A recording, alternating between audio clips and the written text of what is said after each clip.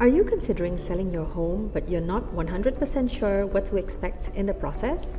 Especially if you've never done it before, selling your home can be long and stressful if you don't know what you need to look out for and if you want to avoid making mistakes that can shoot you in the foot. Stay calm, I'm here to help.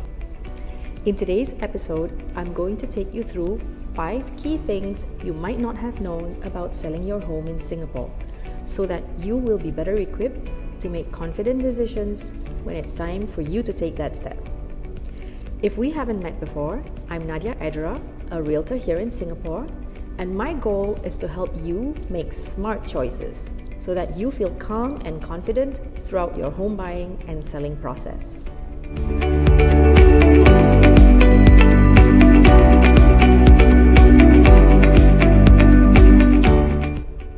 The first thing you might not be sure about at the start is whether you're ready to sell in the first place. By this, I don't just mean whether you are ready.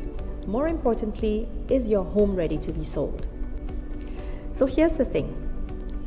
You may not actually want to consider selling your condo or house before you've owned it for at least 3 years. Why? Because any private home that sells before it has been owned for 3 years will be subject to something called seller stamp duty. So most people will not choose to sell before the first 3 years are up. The second thing you want to determine is, what is your home worth in the market right now? You've probably already made a mental note of how much proceeds you would like to make before you even consider selling. This is definitely something you would want to discuss with your realtor before you embark on next steps to sell your home. It will help you determine if your home is worth selling right now. Speaking of home value and what you'll take home from the sale, you might also be curious about what you need to pay out during the sale, and that is your home selling costs. So what are the costs involved in selling your home? Firstly, valuation fees for private properties can range between $200 to $500 or even higher for landed properties. Then you have legal fees, which are usually in the vicinity of about $2,500, so you'll want to budget for that.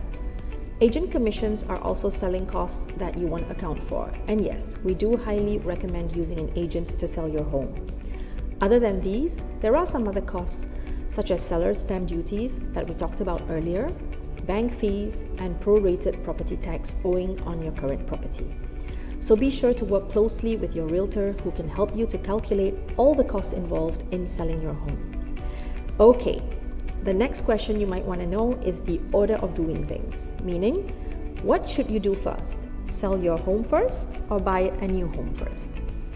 Let's put it this way. If you buy another property before selling your current home, it will be considered your second property. And this means your borrowing limit with the bank gets significantly reduced. Plus, you will be subject to additional buyer stamp duty. For these reasons, most people opt to first sell the property they have at hand before buying their next home. So then we come to the final point. Point number 5. If I've sold my home first and I haven't bought a new home yet, where will I stay, right?